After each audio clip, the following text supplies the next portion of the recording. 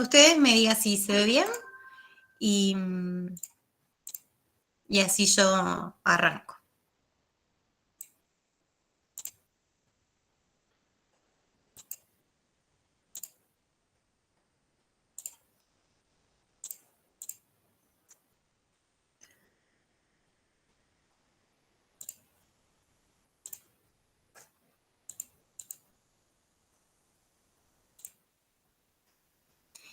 ¿Están viendo bien la pantalla?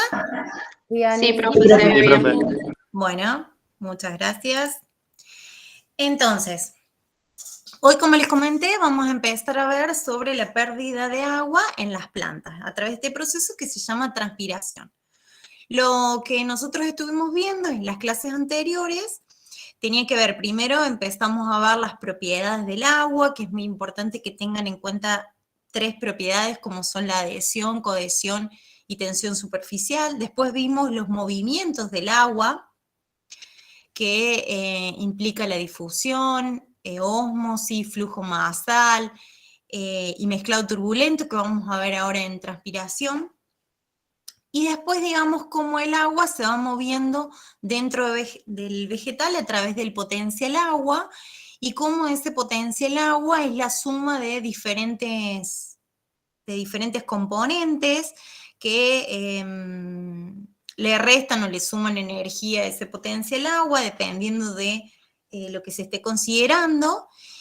Y vimos que dentro del vegetal el movimiento del agua puede estar dado o puede ser explicado por 2 teorías, la de presión radical y la teoría tenso-codenso-transpiratoria, y que dependiendo de las condiciones ambientales y también de las condiciones propias de la especie vegetal que estemos, de la cual estemos hablando, se puede dar una u otra, en un determinado momento se puede mover por presión radical o por la teoría tenso-codenso-transpiratoria, dependiendo de, como ya les mencioné, de las condiciones externas y particulares de la especie. Bueno, pero en esa absorción y ese movimiento también está involucrado la pérdida de agua por las plantas a través de este proceso de transpiración que vamos a profundizar en el día de hoy.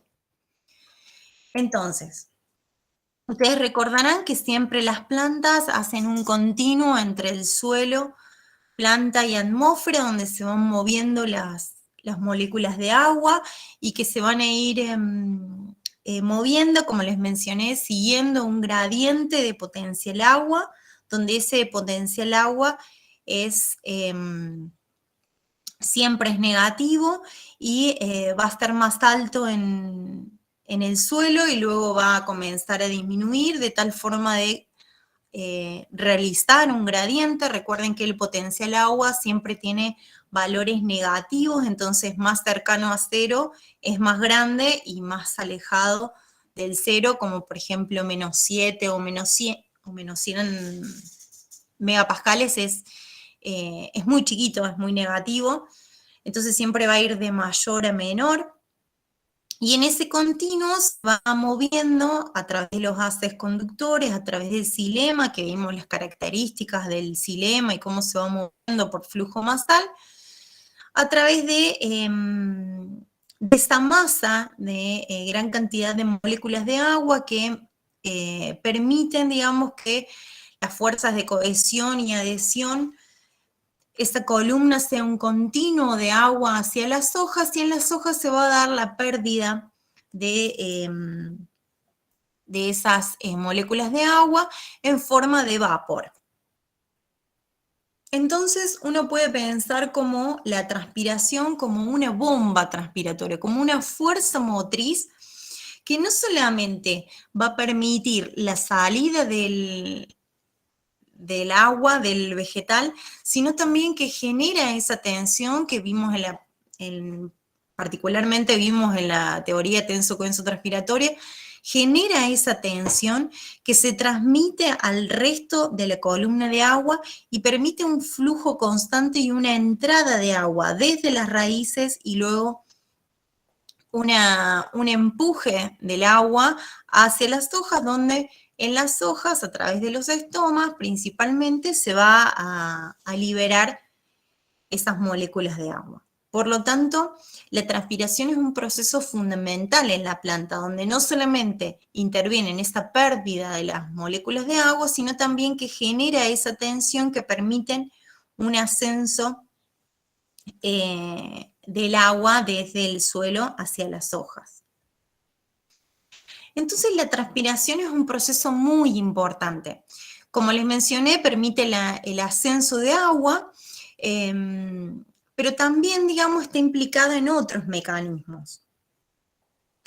En esos otros mecanismos que tienen que ver con disipar el exceso de energía de la hoja, evitando que la hoja alcance grandes temperaturas y puede llegar a dañarse la hoja. Ustedes recordarán que en el proceso de la fotosíntesis la energía lumínica incide sobre la hoja. Parte de esa energía va a estar utilizada y transformada en el proceso de fotosíntesis, en la producción de compuestos orgánicos, y parte de esa energía es utilizada o, digamos, está implicada en aumentar la temperatura de la hoja. Entonces, la transpiración es también, digamos, muy importante para disipar esa temperatura de la hoja y mantenerla a niveles que no dañen el metabolismo celular. Bueno, la transpiración en sí puede ser definida como la pérdida de vapor de agua desde la planta hacia la atmósfera. Tiene diferentes funciones fisiológicas. La más importante es regular el contenido hídrico. Recuerden que nosotros vimos en la clase pasada que es muy importante el balance entre la absorción y la transpiración para mantener un contenido hídrico adecuado al vegetal. Además, refrigera la planta. Bueno, recién les contaba de esa importancia que tiene la transpiración en disipar el exceso de energía o el exceso de temperatura en la hoja. Además, refrigera toda la planta y eso también se debe a que la molécula de agua tiene estas propiedades como alto calor específico y tiene estas propiedades particulares que permiten que al perder agua, digamos, al evaporarse el agua, se refrigere la planta, y además es la responsable de generar esa tensión en el xilema y permitir el ascenso de agua. Bueno, uno puede hablar de transpiración o puede hablar de fases en la transpiración, y esas fases uno las puede dividir en dos. La primera, que es la evaporación en las paredes celulares del mesófilo. Recuerden que en la clase anterior vimos que en las células del mesófilo se produce la evaporación del agua y al evaporarse, a pasar del estado líquido al gaseoso, se van generando esos meniscos que son los que generan esa tensión. Y luego, digamos, se da la difusión de esas moléculas de vapor de agua ya desde la cámara subestomática o a partir de, digamos, del estoma hacia la atmósfera. Hay diferentes tipos, puede ser cuticular, lenticelar o a través de los estomas, pero principalmente ocurre, el 90% ocurre a través de los estomas. También hay un poco de pérdida de vapor de agua por la epidermis, esto también lo vamos a ver más adelante. Y es muy importante la magnitud de la transpiración. Yo les mencionaba en la clase que las plantas, a diferencia de otros seres vivos, parte de esa agua que incorporan por la raíz, gran parte es evaporada, es eliminada por el proceso de transpiración, y esta magnitud es tan importante que, miren, acá hay un ejemplo donde en plantas de maíz se ha calculado que pierden por ciclo de vida 200 kilogramos de agua, o un árbol de altura media puede llegar a perder 5.000 kilogramos de agua por mes. Es decir que el agua es fundamental y el proceso de transpiración también lo es y digamos, la magnitud de lo que se pierde es muy alto. Inclusive, digamos, uno puede cuantificar cuánto es la cantidad de agua transpirada por gramo de materia seca y en general va entre unos 300 a 600 gramos de agua, que es mucho. Entonces, uno podría pensar que, bueno,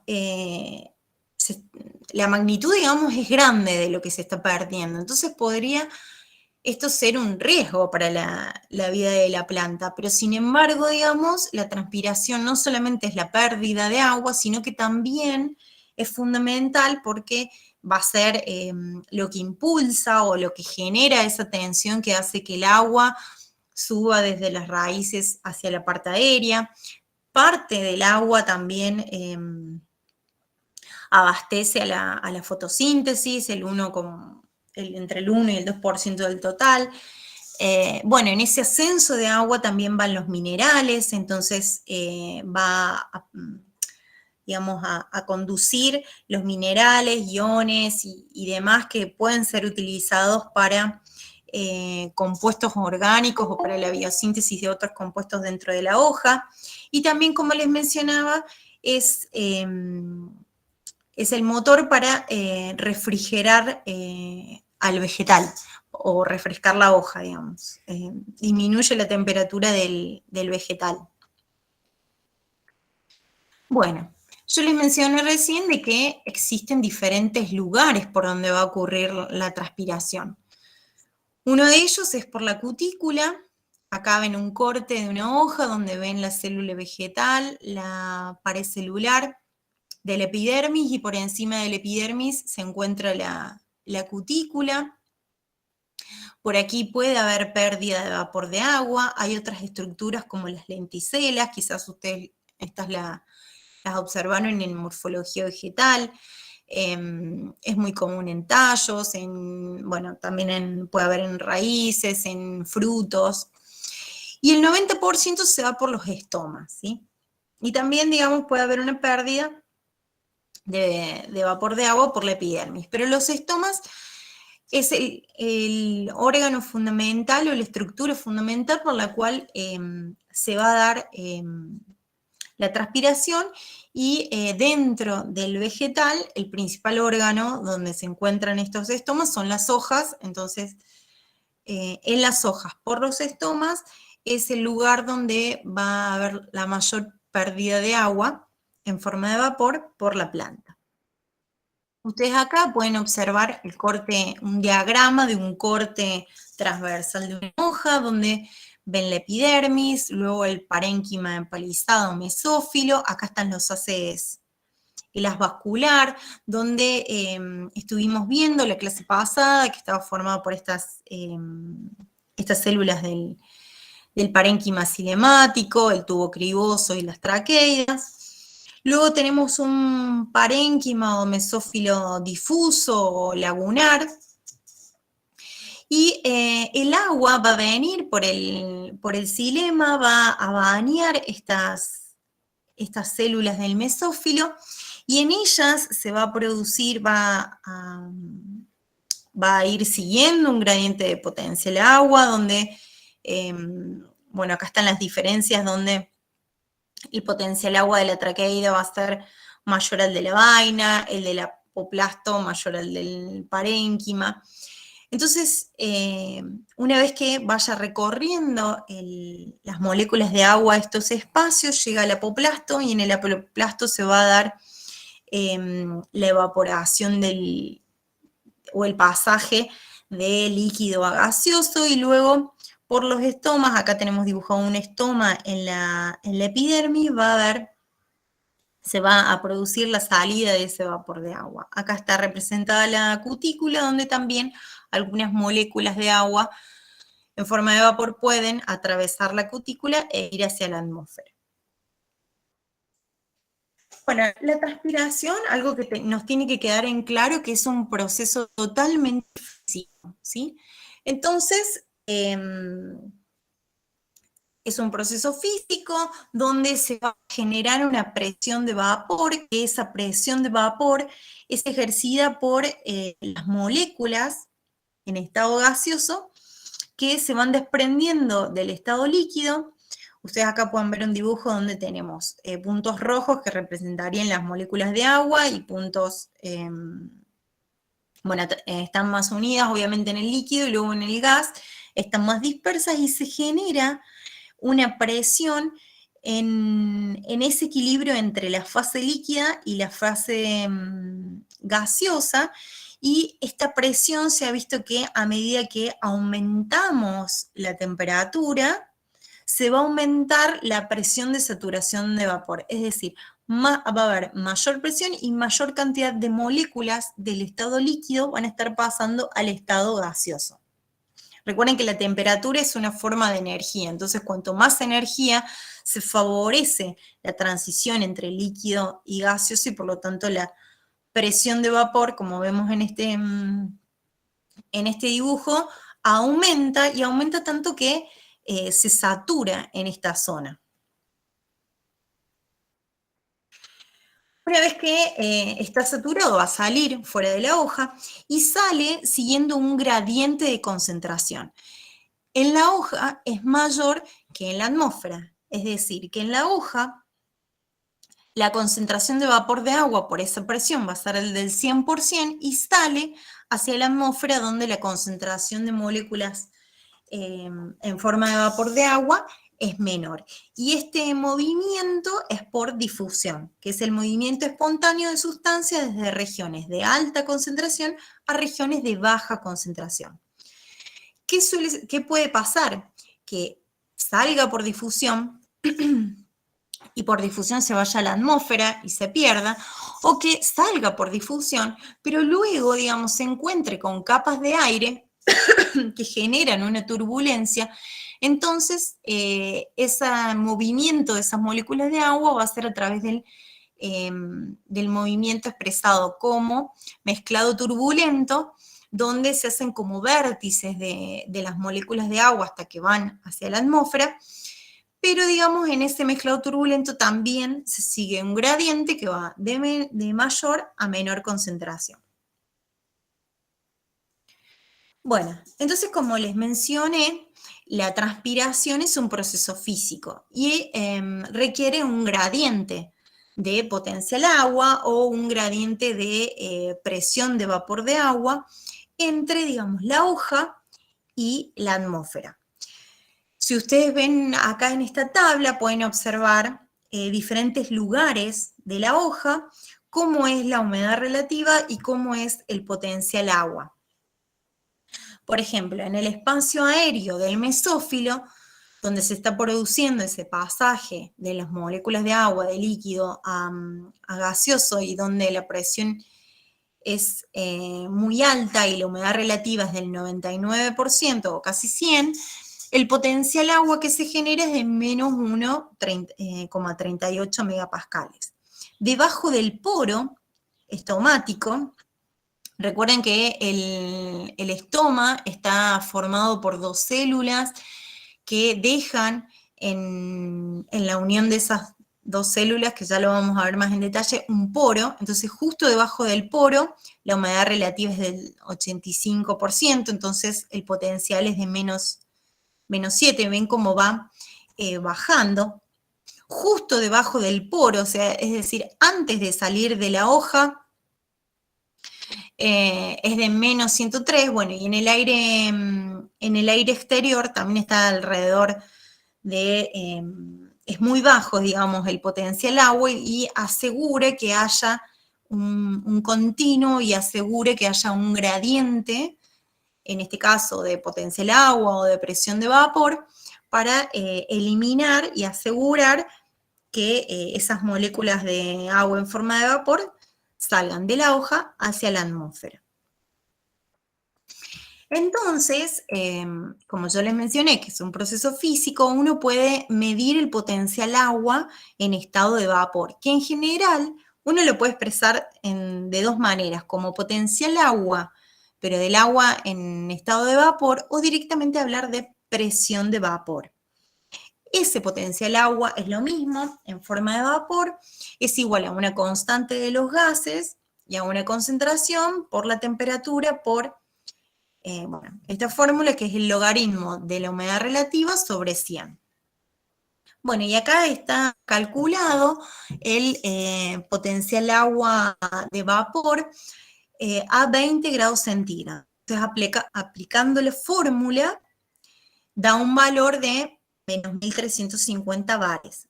Entonces, uno puede pensar que el potencial agua a 20 grados es igual a menos 350 bares por el logaritmo de la humedad relativa sobre el 100.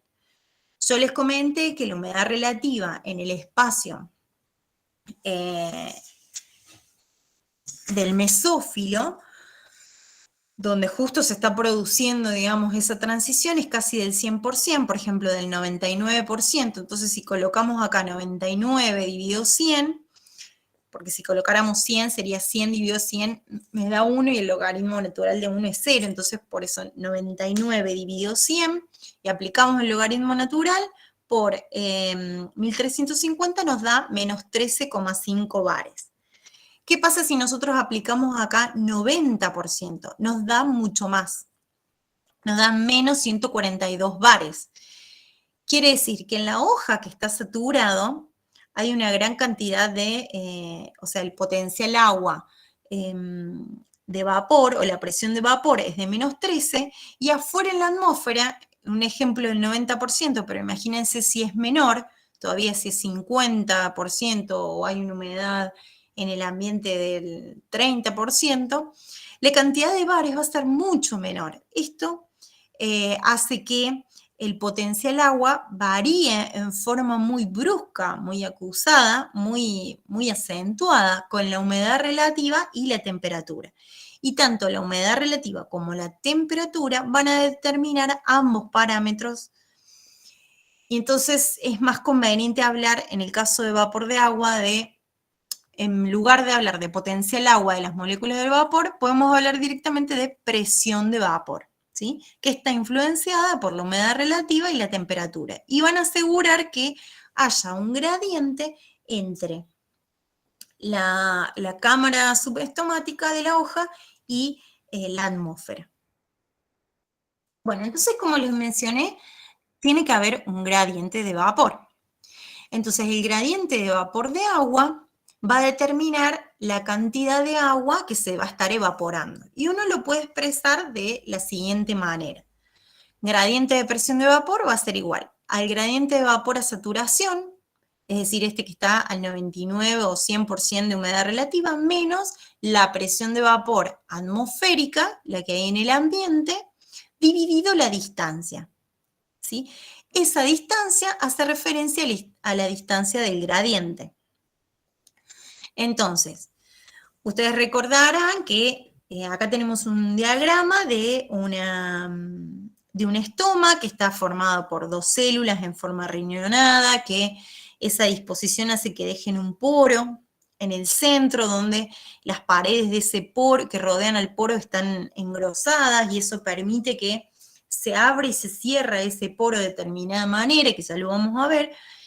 Bueno, y son células vivas que tienen núcleos, cloroplastos y demás, y en ese poro, que es donde van a salir las moléculas de vapor, esas moléculas siguen este gradiente de presión de vapor sobre la distancia del gradiente. Entonces acá podemos ver un dibujo visto de arriba del poro, donde la presión de vapor a saturación está, bueno, las moléculas están al 100%, acá se genera el gradiente, que está la presión de vapor actual o atmosférica circundante, y se van a generar, como es un proceso físico, cúpulas de difusión hasta que esa molécula de agua llega a la atmósfera. Entonces, en esas cúpulas de difusión, uno puede calcular la distancia del gradiente que va recorriendo las moléculas de agua.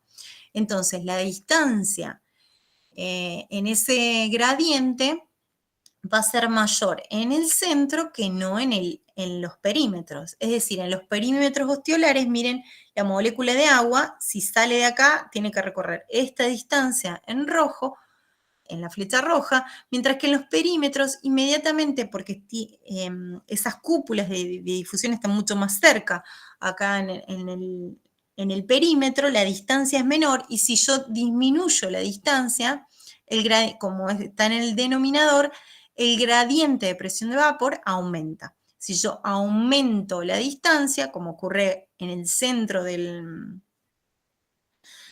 poro del ostíolo, el gradiente de presión disminuye, ¿sí? Y esto me va a determinar la cantidad de agua que se evapora. Entonces, en los perímetros ostiolares es mayor la cantidad de agua que se evapora que en el centro del área del poro. Esta física de la transpiración hace que uno pueda, digamos, asemejar ocurriendo en una hoja como un fenómeno de placas multiperforadas. ¿Qué quiere decir? Que uno podría imaginarse como en una olla donde está hirviendo agua y tenemos una tapa donde la tapa está llena de micro perforaciones. Entonces, y la colocamos en el fuego y al lado tenemos otra olla donde tiene una tapa donde tiene una o dos o una perforación grande. ¿En cuál va a haber mayor cantidad de agua evaporada? En la que tiene, en la tapa que tiene varias, que tiene multiperforaciones. ¿Por qué? Porque, digamos, la velocidad de difusión de un poro es proporcional al perímetro y no al área. Entonces, menor tamaño del poro, mayor proporcionalidad, es decir, mayor cantidad de agua evaporada. Siempre la sumatoria del perímetro de todos los poros va a ser mayor al perímetro de la superficie libre, ¿sí? Entonces, por eso uno puede pensar, y como es, digamos, proporcional al perímetro del ostíolo y no al área, uno puede llegar a pensar que en una hoja que tenga gran cantidad de estomas pequeños va a transpirar más que una hoja que tenga 2 o 3 estomas grandes, porque la difusión se rige por esa proporcionalidad que es proporcional al perímetro y no a su área, ¿sí? Pero sin embargo, puede pasar que si yo tengo muchos poros pequeños, esos poros pequeños, si están muy juntos, esas capas de difusión, esas cúpulas de difusión se solapen entre sí, entonces no va a haber una eficiencia óptima. ¿Qué es lo que se ha calculado? Que para una eficiencia óptima, la distancia mínima entre dos poros debe ser 10 veces su diámetro. Y eso es lo que ocurre en la alfalfa. En la alfalfa tiene unas hojas con gran cantidad de poros, pero como los poros están muy próximos y no cumple esta regla de que la distancia sea 10 veces su diámetro, al estar muy próximo ya no es la eficiencia tan óptima, entonces tiene menor transpiración que si uno la comparara con aquella donde tiene la misma cantidad de poros, pero la distancia es 10 veces su diámetro, ¿sí? Espero que se haya entendido. Bien, ¿se entendió? Bueno. Sí, listo. Que alguien me conteste. Bueno, entonces, en estas, ustedes sabrán que los estomas están en las superficies foliares, en las hojas, y que dependiendo de la especie, seguramente lo vieron en morfología vegetal, capaz que hasta lo vieron bueno, estuvieron hablando de supuestamente la superficie de las hojas, y pueden tener gran cantidad de estomas, pueden ir de 1000 a 60.000 estomas por centímetro cuadrado, o sea que la cantidad es enorme, pero bueno, a pesar de las cifras tan grandes, los poros estomáticos son muy pequeños. Recuerden que son pequeños porque que sean pequeños favorece el gradiente de presión de vapor y favorece la transpiración, porque depende del perímetro, es lo que acabamos de ver recién. Y a veces son tan pequeños que cuando están abiertos solo pueden llegar a ocupar el 1 o 2% de la superficie foliar total. Sin embargo, digamos, son extremadamente importantes los estomas en las hojas. Dependiendo de cómo están ubicados esos estomas en las hojas, uno puede clasificar esa posición de los estomas en 3 tipos. Hipoestomáticas, aquellos que están en el envés de la hoja, o es lo mismo decir en la cara abaxial, aquellas que están aquella posición donde son hojas epiestomáticas, donde los estomas están ubicados en el haz de la hoja o en la cara adaxial, o aquellas que están en ambas superficies. Entonces vamos a hablar de hojas anfiestomáticas, es decir, tienen estomas tanto en la cara abaxial como en la adaxial. Generalmente en estas últimas siempre es mayor la cantidad de estomas en el envés que en el haz, ¿sí? Es decir, siempre están mayormente en la cara de abajo que en la cara de arriba, ¿sí? Esto hace que también estén protegidos de condiciones ambientales adversas, de un exceso de luz y demás. Bien, entonces, ¿qué ocurre en las células de las hojas durante la transpiración? Bueno, este es el dibujito que también vimos varias veces, donde en las hojas se va a producir este fenómeno de transpiración y se va a generar a su vez una tensión que hace que el agua, haya un continuo de agua desde la raíz hasta las hojas, siguiendo también un potencial, un gradiente de potencial agua. Por eso ahí hay unos triangulitos que significan este gradiente de potencial agua o gradiente de potencial de presión y demás. Entonces, acá vemos un corte transversal de la hoja, un diagrama donde tenemos la epidermis, el parénquima en empalizada, y luego un parénquima o mesófilo difuso, donde, bueno, y acá tenemos epidermis, tendríamos aquí el poro.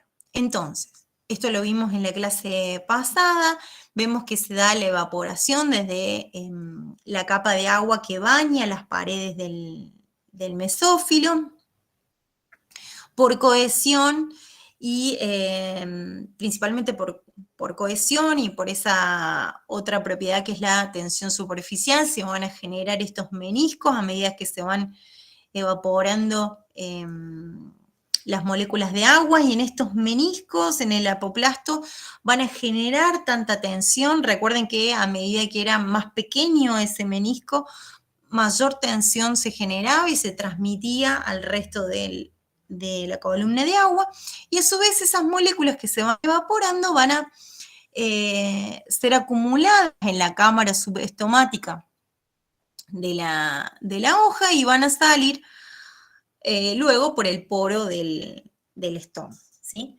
Generalmente la salida del vapor por el estoma es tan importante los estomas que sale alrededor del 90% de la transpiración total, de la pérdida de agua, se da por el estoma.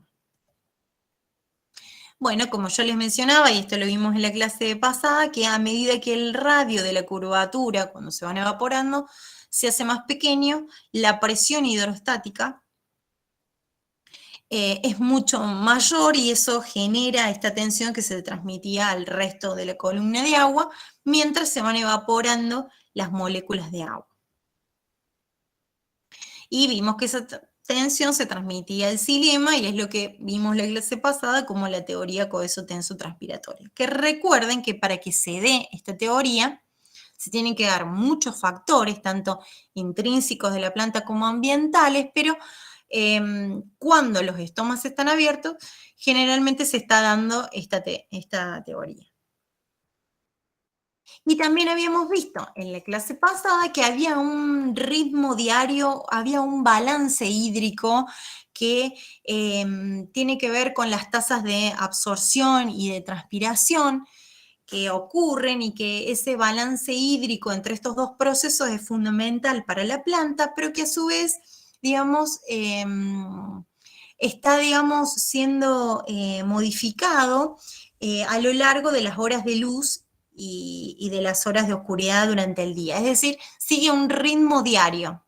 Entonces vimos el ritmo diario de la absorción y de la transpiración, que ambas dos hacen ese ritmo diario del balance hídrico, donde si nos detenemos en el caso de la transpiración, tiene que ver con la apertura de los estomas cuando sale la luz al amanecer, por ejemplo, a las 7 de la mañana, y luego, digamos, como hay una mayor apertura, mayor transpiración, es máxima al mediodía, y luego cae, y esta curva lo hace igual, la absorción, ya habíamos visto en la clase pasada, que antecede a la transpiración. Bueno, pero también, digamos, mencionamos de que la transpiración puede representar un riesgo para la planta, porque se está perdiendo gran cantidad de agua, y ese agua que se está perdiendo tiene que estar reemplazada en el suelo para que sea absorbida. Entonces, puede llegar a pasar que si se está transpirando rápidamente y si el agua que pierde no es reemplazada por el agua que hay en el suelo, puede ocurrir una pérdida de turgencia, un desbalance hídrico. En ese caso, para evitar que ese desbalance hídrico continúe y llegue a la muerte del vegetal, lo que puede pasar es que los estomas rápidamente se cierran. Y esto es lo que ocurre en un tipo de plantas que son las cucurbitáceas, las de zapallo al mediodía, donde es tanta la transpiración que para evitar, y la absorción de agua no es capaz de mantener el ritmo de la tasa respiratoria, que ocurra ese cierre brusco de los estomas para llegar a un desbalance hídrico importante, y ocurre esta marchitez temporaria del mediodía en este tipo de plantas, ¿sí? Ustedes recuerden que si los estomas se cierran, se reduce la tasa de transpiración, pero también se va a reducir la fotosíntesis, que necesitan que los estomas estén abiertos para incorporar el dióxido de carbono. Entonces, si se cierra la tasa transpiratoria, reduzco la pérdida de agua, pero podría llegar a reducir la fotosíntesis, y no puedo mantener mucho tiempo la reducción de la fotosíntesis porque eso me va a perjudicar el crecimiento de la planta. Y si esto continúa, hay una pérdida de turgencia que puede estar, digamos, extenderse al resto de las hojas, al resto del tallo, es decir, al resto de la planta. Entonces ya la planta no va a estar en una marchitez temporaria, sino que va a estar en una marchitez definitiva que puede llegar, hay un punto, ya vamos a ver, de no retorno, donde la planta se marchita y muere.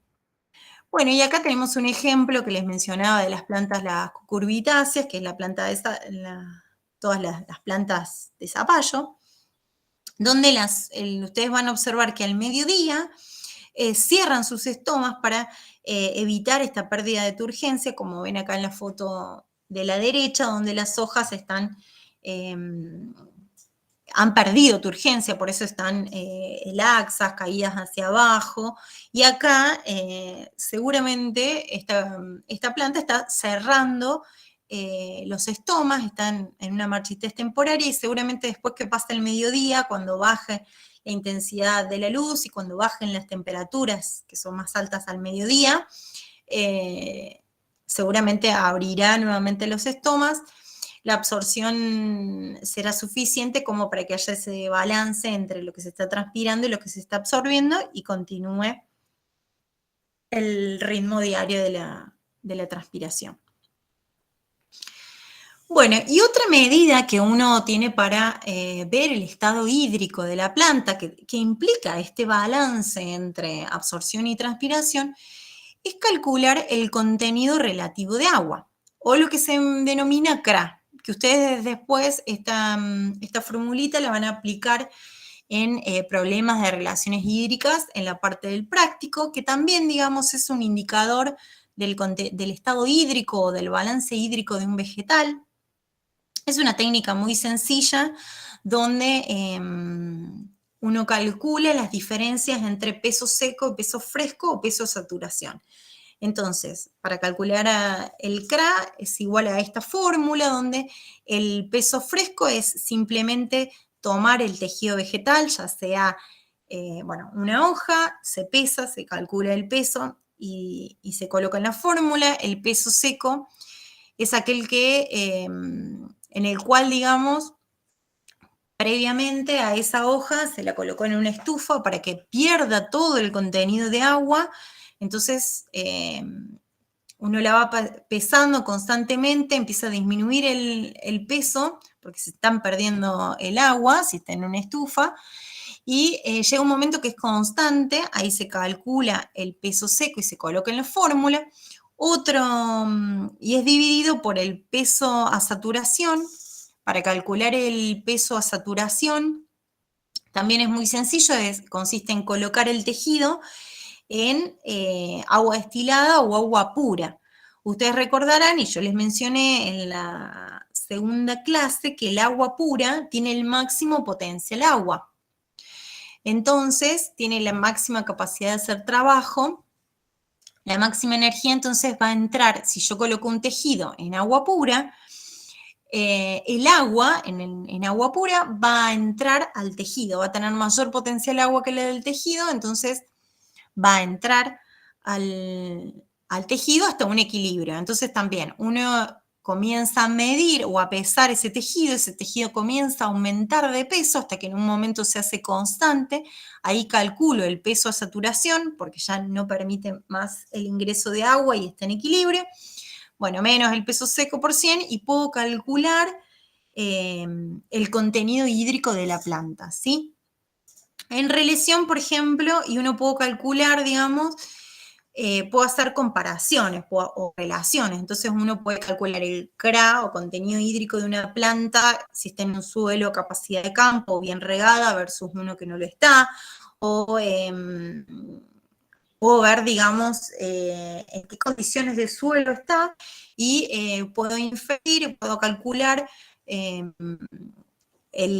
CRA. En general, los CRAs tienden a ser mayores al 60-70%, porque después, si el contenido hídrico de la planta es muy baja, me puede estar infiriendo que la planta está frente a un déficit hídrico, un estrés hídrico. Así que bueno, otra forma de conocer el contenido de agua de una planta es calculando el CRA. Bien, y también lo que se ha visto cuando uno empezó a estudiar la transpiración es que muchos investigadores empezaron a ver a la transpiración como un flujo corriente, como un flujo donde hay condiciones que favorecen la conductancia y hay condiciones que ofrecen resistencia. Entonces, cuando uno habla en este proceso físico de la transpiración de factores o flujos de corrientes que los favorecen y otros que los desfavorecen, uno puede estar hablando o puede estar aplicando la ley de Ohm, que es aquella donde relacionan las conductancias versus la resistencia. Entonces, uno puede decir que la transpiración o la tasa transpiratoria total, es decir, la cantidad de agua total evaporada por la planta, puede ser expresada como condiciones que lo favorecen, esta pérdida de agua, dividido la sumatoria de las resistencias, aquello que se opone a este fenómeno de transpiración. En el nominador, todo lo que favorece a la transpiración es el gradiente de presión de vapor. Como hemos visto, cuanto mayor sea el gradiente, mayor transpiración. Entonces, uno puede colocar en el numerador el gradiente de concentración de vapor o el gradiente de presión de vapor entre la hoja, particularmente entre el mesófilo y la atmósfera, que es lo que favorece o le da la fuerza a que esas moléculas de agua se evaporen, dividido lo que se opone, que son las sumatorias de las resistencias, ¿sí? Que hay muchas resistencias que impiden que las moléculas de agua se evaporen. Ya las vamos a ver a continuación, pero bueno, esta ley de Ohm está aplicada a un circuito eléctrico donde hay condiciones que lo favorecen y condiciones que lo desfavorecen, por eso uno puede pensar a la transpiración como un circuito eléctrico, donde las condiciones que lo favorecen es todo lo que, favorece la evaporación de agua, está relacionado al gradiente de presión de vapor, y las resistencias, donde hay diferentes resistencias. Acá hay un dibujito esquemático de un corte de hoja, donde podemos ver que hay resistencias en la hoja, que ya las vamos a ver en detalle, que hacen que esas moléculas de agua, digamos, impiden o desfavorecen ese flujo continuo de las moléculas de agua.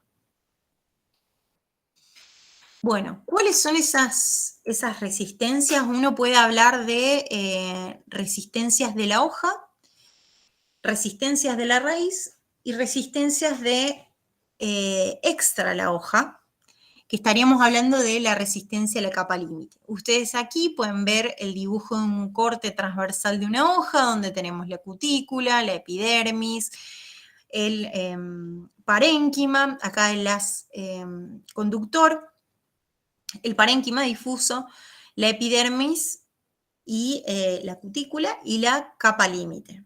Entonces, las moléculas de agua, suponiendo que esto es un estoma, acá tenemos dos estomas que están abiertos. En uno está entrando el dióxido de carbono y en el otro está saliendo las moléculas de vapor de agua. Acá hay una gran cantidad de agua, por eso dice que el contenido de vapor de agua, la presión de agua a saturación es muy alta, acá es muy baja. Esto favorece la salida de las moléculas de agua, y lo que estarían resistiendo este flujo es el propio mesófilo y la disposición de ese mesófilo y cómo está llegando en las moléculas de agua cerca del estoma, la propia resistencia del estoma, porque acá el estoma está abierto, entonces no está ofreciendo resistencia, pero ese estoma podría estar cerrado y está ofreciendo una resistencia. La cutícula, que de acuerdo a la composición de ceras y demás, puede ser que sea muy impermeable a la salida de estas moléculas de agua. Y luego hay una capa de un flujo laminar, un flujo de aire que se encuentra sobre la hoja, y es lo que se denomina capa límite, que las moléculas de agua tienen que romper esta capa límite, porque esta capa le está ofreciendo resistencia a la salida de esas moléculas de agua. Entonces, hay muchas resistencias a la transpiración. Las resistencias pueden ser la resistencia de la cutícula, como les mencioné recién, que dependiendo también del grosor, de la estructura, de la composición de la cutícula, puede ofrecer mayor o menor resistencia. La resistencia de los estomas, que va a depender principalmente si están abiertos o cerrados, pero depende también de cómo están, de cómo es la estructura del estoma. La resistencia del mesófilo, que depende cómo está también la estructura o el diseño de ese mesófilo. Y también se puede considerar la resistencia externa a la hoja, entonces estaríamos hablando de resistencia de la capa límite, como RA, y la resistencia a la raíz.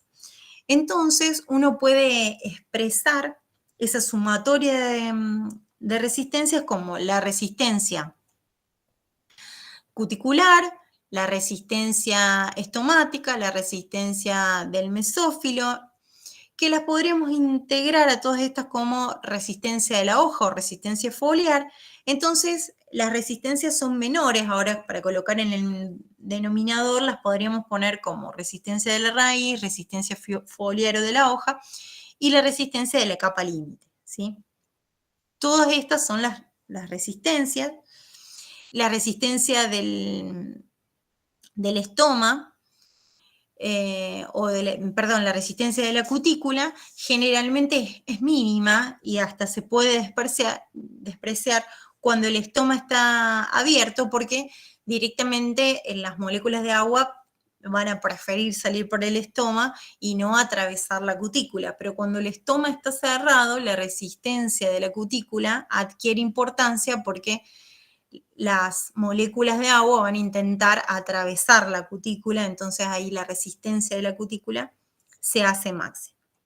Entonces la tasa total o el coeficiente transpiratorio total de una planta en toda su estructura lo podemos definir como igual al gradiente de presión de vapor, que favorece este flujo transpiratorio, que a su vez está expresado como presión de vapor a saturación menos presión de vapor atmosférica, dividido la sumatoria de resistencias. Acá están todas las resistencias que menciona acá arriba, o directamente uno las podría agrupar como resistencia foliar o de la hoja, resistencia de la raíz y resistencia de la capa límite. Bien, entonces yo les mencioné las resistencias. Las resistencias, a su vez, digamos, la intensidad de estas resistencias puede ser variable. Yo les mencionaba que la resistencia estomática es variable porque depende si está abierta o no el estoma. En esa capacidad de respuesta del estoma va a hacer que sea variable. La resistencia de la capa límite, como es un flujo externo a la hoja y puede pasar que en la atmósfera haya viento y haya remoción de esta capa límite, es bastante variable, o sea que se puede variar, pero la resistencia cuticular es más que nada estructural, entonces bastante fija, si bien, digamos, puede adquirir importancia o no, dependiendo si están abiertos o cerrados los estomas. La cuticular es propia de la estructura de la hoja y de la especie, con lo cual es más fija y es más difícil es fija, digamos, ¿no? Entonces, el único control que tiene la planta en sí de las resistencias es principalmente el estoma, porque esta es estructural, esta depende de las condiciones atmosféricas, si hay un viento que remueve esa capa límite o no. Entonces, los estomas son el único punto de control que tiene la planta para controlar la pérdida de agua por la transpiración. Por eso son tan importantes los estomas en este proceso. Bien.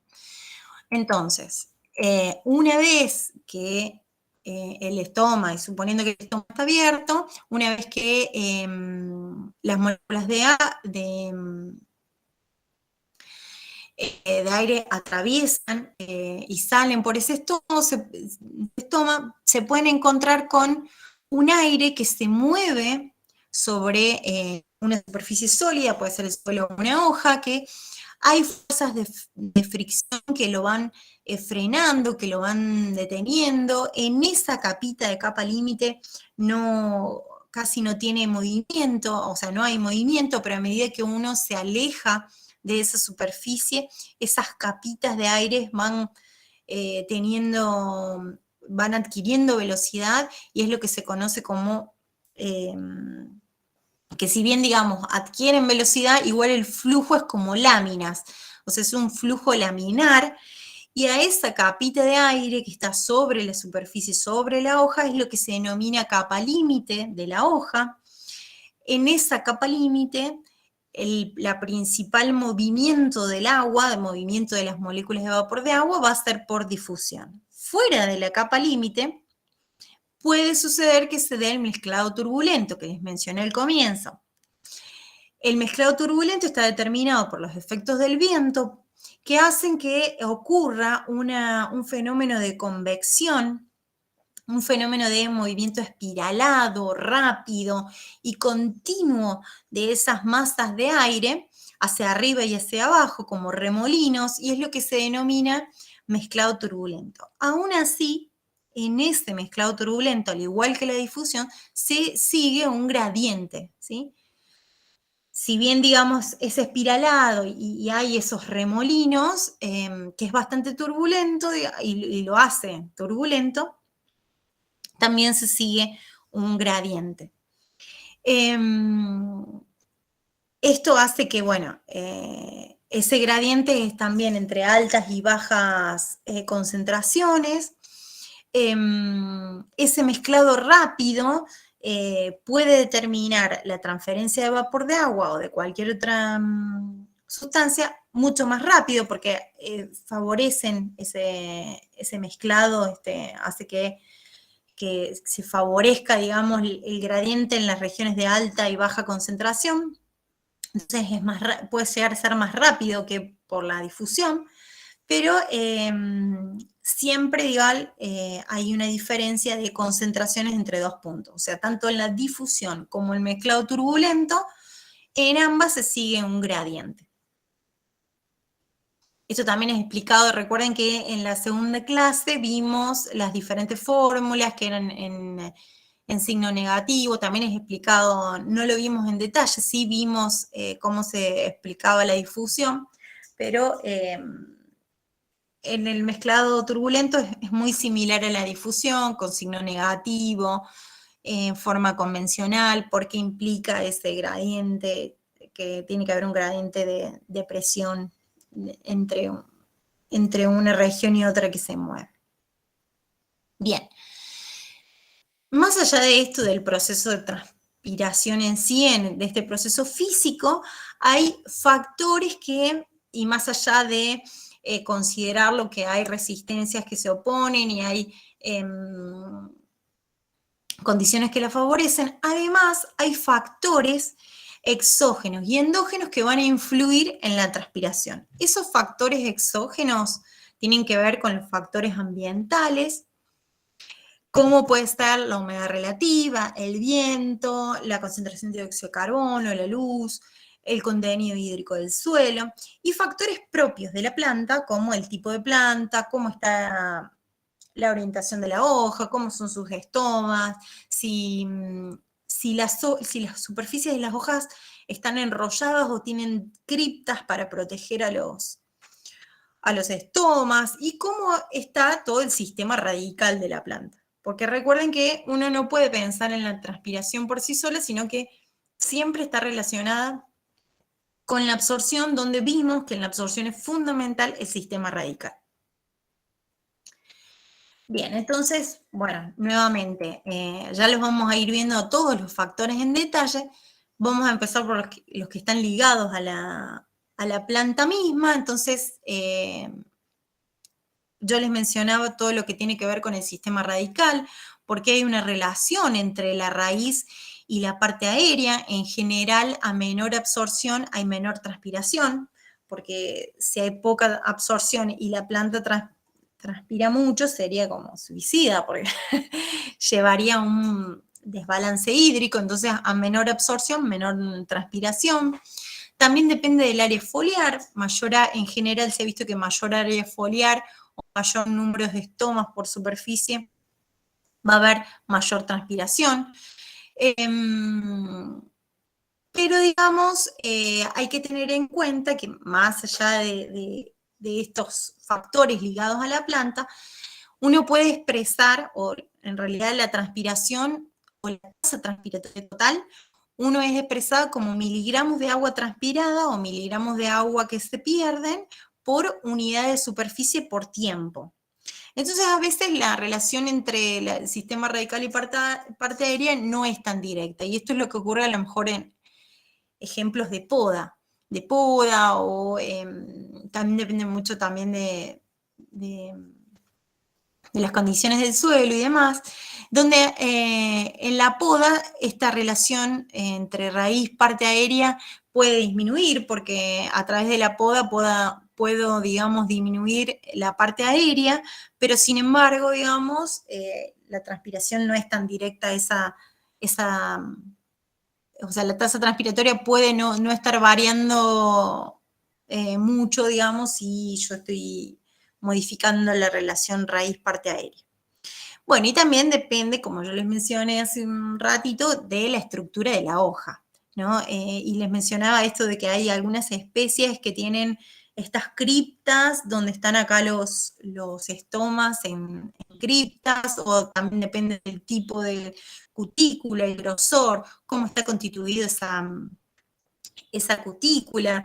Seguramente vieron en morfología cortes histológicos donde los grosores de las cutículas pueden variar entre especies, cómo está ese mesófilo, si el mesófilo es muy esponjoso, muy muy difuso, o si está, o si sus células están compactas, en un mesófilo bien compactado, donde esto va a influir entre los espacios que quedan en el apoplasto de las células del mesófilo.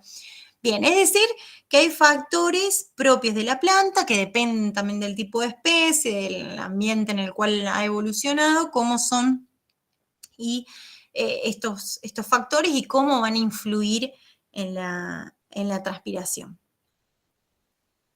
Bueno, y también les mencioné que hay factores externos que influyen en la transpiración. Dentro de esos factores externos tenemos a la humedad relativa, ¿sí?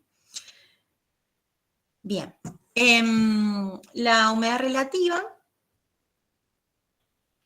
estaba tomando un poquito de agua, afecta el gradiente de concentración de vapor de agua entre el espacio aéreo de la hoja y la atmósfera. En general, a mayor humedad relativa ambiental, disminuye el flujo de agua transpirada. ¿Por qué? Porque no se está favoreciendo ese gradiente de presión de vapor. Ya lo vamos a ver ahora en la diapo que sigue.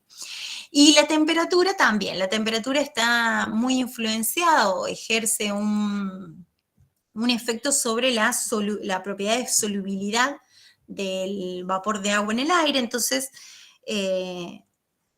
puede, digamos, aumentar la temperatura, aumenta la solubilidad del vapor de agua, por ende aumenta la cantidad de moléculas en la cámara subestomática, donde aumenta la saturación de las moléculas de agua, por lo tanto aumenta la transpiración, o es lo mismo que decir aumenta el flujo de agua transpirada. Y también a su vez la temperatura va a influenciar sobre la apertura de los estomas, ¿sí? Porque está influenciando principalmente a enzimas que tienen que ver con la acumulación de potasio, que ya lo vamos a ver a continuación, que es el agente osmorregulador que va a estar influenciando en la apertura del estoma, y también, digamos, la temperatura va a influir en las relaciones del dióxido de carbono.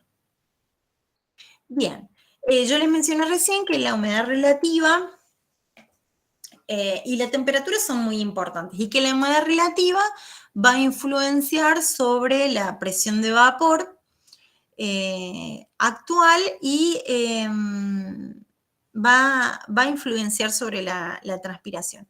Acá hay un ejemplo donde estas dos variables que por separado influencian la transpiración, las tenemos que considerar juntas. Acá hay un ejemplo de una hoja que está, o una planta que se encuentra a 30 grados centígrados, donde la humedad relativa ambiental es del 75%, ¿sí? Entonces se calcula la presión de vapor a saturación, que es la que está dentro de la hoja, la cámara subestomática. Entonces se calcula que es de 32, que hay una presión de 32 milímetros de mercurio. Entonces, si el 100% es de 32, esto es lo que está ocurriendo en la hoja, la presión atmosférica del 75%, hago una reglita de 3 y me da 24, entonces si yo calculo el gradiente de presión de vapor, que es la presión de vapor a saturación menos la presión de vapor actual, reemplazo por los números, 32 menos 24 me da de 8, un gradiente de 8. ¿Qué sucede a 10 grados centígrados y a 10% de humedad relativa? Bueno, ese es el cálculo de la presión de vapor a saturación y me dice que es de 9,2 en la cámara subestomática. Entonces, si el 100% es 9,2, a 10%, a 10 grados, me da 0,92. Cuando yo hago el gradiente de presión de vapor y reemplazo por los números, me da 9,2 menos 0,92, me da 8,98. ¿Cuál es más grande?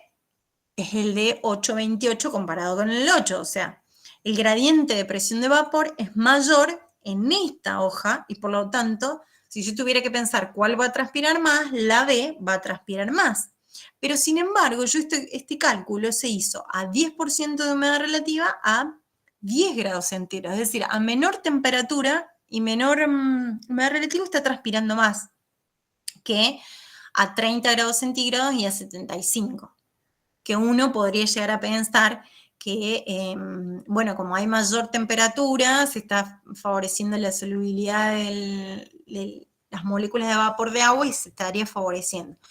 Entonces, uno no tiene que ver uno tiene que conocer y saber que estos factores ambientales como la humedad relativa y la temperatura van a estar influenciando en la presión de vapor actual, que van a determinar cómo va a ser ese gradiente de presión de vapor. Pero no los podemos ver de manera separada, sino que dependen las condiciones si van a favorecer o no la transpiración, ¿sí? Uno podría pensar que en general, a mayor temperatura, mayor transpiración. Pero guarda, porque como está influenciado también por la humedad relativa, en este ejemplo que está a 10 grados, sin embargo, transpira más esta hoja que esta, porque el gradiente de presión de vapor es mayor, ¿sí? Bueno, y acá hay otro ejemplo y un grafiquito de la masa de agua evaporada versus temperatura exterior, y están los cálculos de la presión de vapor, por ejemplo, a una misma temperatura. Acá ahora ponemos fija la temperatura. ¿Cuánto, digamos, cómo es la presión de vapor a saturación o el potencial agua de vapor o del aire? Esto sería lo mismo que presión de vapor atmosférica.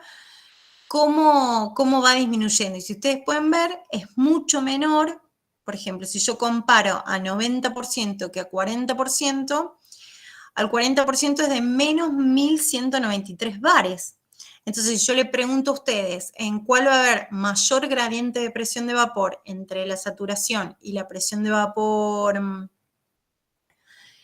actual, si va a haber mayor transpiración a 90% o a 40%, ¿ustedes qué me responden? ¿Alguien me responde? ¿En cuál hay mayor transpiración? ¿Cuando la humedad relativa es de 90% o de 40%? ¿De 40? De 40. 40, profe. Bien, de 40, ¿sí? Acá va a haber, entonces acá disminuyó, acá tenemos fija la temperatura, pero disminuye la humedad relativa y hay mayor transpiración. Y acá, digamos, ven un gráfico donde ven la masa de agua evaporada versus temperatura, donde se ve una humedad relativa del 40, del 30, del 20 y del 10. Y acá nuevamente, si nosotros nos fijamos en una temperatura, por ejemplo 40, la cantidad de agua evaporada en este ejemplo del gráfico es mayor al 40%, hay mayor masa evaporada, porque eso está influenciando en la presión de vapor de saturación, que no la de 10 o la de 20, ¿sí? Entonces, uno, digamos, es importante, digamos, conocer que hay factores ambientales que van a afectar la transpiración, pero la humedad relativa y la temperatura no las podemos ver en forma separada, la debemos ver en forma conjunta, porque están influenciando la presión de vapor actual, que en definitiva me va a estar diferenciando o modificando el gradiente de presión de vapor. Bueno, y acá hay otro ejemplo de cómo, digamos, la temperatura, a medida que aumenta la temperatura, aumenta la concentración de vapor a saturación. Lo cual, yo les mencioné hace un rato, eso es cierto, que digamos, un aumento de temperatura favorece la saturación en de la concentración de moléculas de vapor, pero esto sí lo hace en la presión de vapor a saturación en la hoja, pero digamos también tenemos que ver cómo esa temperatura va a estar afectando la presión de vapor de la atmósfera y ahí ver si modifica o no la transpiración. Bien. Les mencioné dos condiciones ambientales, hay otra condición ambiental que es el efecto del viento sobre la transpiración. Acá pueden ver un gráfico donde se ve apertura estomática versus ritmo transpiratorio con viento y con aire calmo. ¿Cómo se va modificando? ¿qué es lo más importante que tenemos que ver, que tener en cuenta cuando analizamos el factor del viento sobre la transpiración? Sí, primero, si los estomas están abiertos o cerrados. Si están abiertos, la resistencia de los estomas en general es pequeña. Digamos, al estar abierto, esta resistencia de la hoja se hace muy pequeña, entonces lo que más importa y que tenemos que considerar es la resistencia exterior, la que limita la transpiración. Y la resistencia exterior era la resistencia de la capa límite, esa resistencia de la capa estacionaria. Por otro lado, si el estoma está cerrado, aunque la resistencia de la capa límite es grande, la de los estomas es mayor. Entonces ahí es la resistencia de toda la hoja y principalmente la de los estomas la que está limitando la transpiración. Supongamos que tenemos una hoja y que los estomas están abiertos, ¿sí? Donde la resistencia es lo que ocurre durante el día y entonces ahí lo más importante es la resistencia de la capa estacionaria o la resistencia de la capa límite. ¿Qué es lo que sucede con viento? Una brisa suave, moderada, va a remover esta capa límite de aire, ¿sí? Con flujo laminar. La va a remover, quiere decir que se remueve la resistencia. Por lo tanto, en una brisa suave, al disminuir la resistencia de la capa límite, se favorece el gradiente de presión de vapor, ¿sí? O sea que favorece la transpiración una brisa suave. Pero si la brisa ya no es suave, sino que es un viento fuerte, ¿qué podría pasar? Que se remueva tan rápidamente, tanto esa capa límite, y sea tan grande el gradiente de presión de vapor, que la planta esté transpirando a más no poder, digamos. Y ahí puede llegar a pasar que haya tanta transpiración favorecida que el agua que está llegando no sea suficiente para bancarse esa gran cantidad de transpiración. Entonces, en un viento fuerte, se ha visto que se provoca el cierre estomático porque puede implicar un riesgo de deshidratación para la planta, es decir, el viento fuerte removería tanto la capa límite, sacaría tanto las resistencias que sería tan fuerte la transpiración que no daría abasto a que el agua llegue, las moléculas de agua líquida lleguen al proceso de transpiración, que ante un viento fuerte se produce el cierre del estómago y en consecuencia se evita un riesgo de deshidratación para la planta, ¿sí? Entonces, brisa suave, remueve la capa límite, se favorece el gradiente de presión de vapor, favorece transpiración, viento fuerte, se produce el cierre estomático porque puede implicar un riesgo, entonces disminuye la transpiración. Bien, otro de los factores Profe, entonces, sí, con una brisa suave, transpira más que con un viento fuerte. sí, Ah, perfecto, listo. sí, en definitiva pasa eso, ¿sí? ¿Por qué transpira más? Porque elimina una resistencia y favorece el gradiente de presión de vapor. Si es muy fuerte, eliminaría tanto que directamente se cierra para evitar una deshidratación y transpira menos.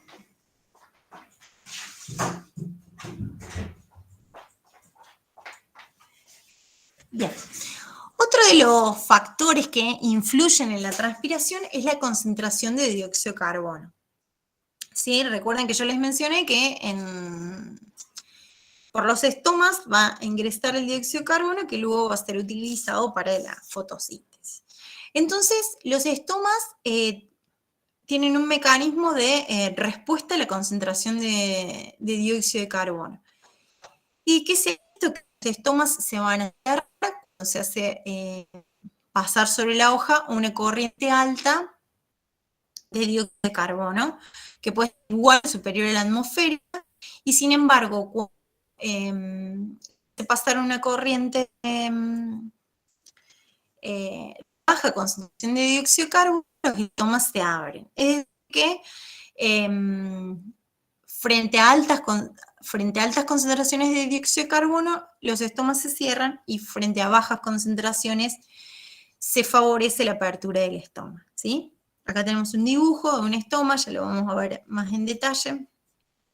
Simplemente para recordar de morfología vegetal, tienen forma riñonada, tienen un engrosamiento de la pared del poro y tienen una disposición de microfibrillas de la pared que hace que cuando se hincha la célula se abre y deja este poro, ahí es donde van a salir las moléculas de vapor de agua o entrar el dióxido de carbono, y cuando las células pierden turgencia, pierden agua, bueno, se acercan entre sí y ese poro se cierra. Bien, los estomas, como yo les mencioné, bueno, tienen como características diferentes a otro tipo de células vegetales.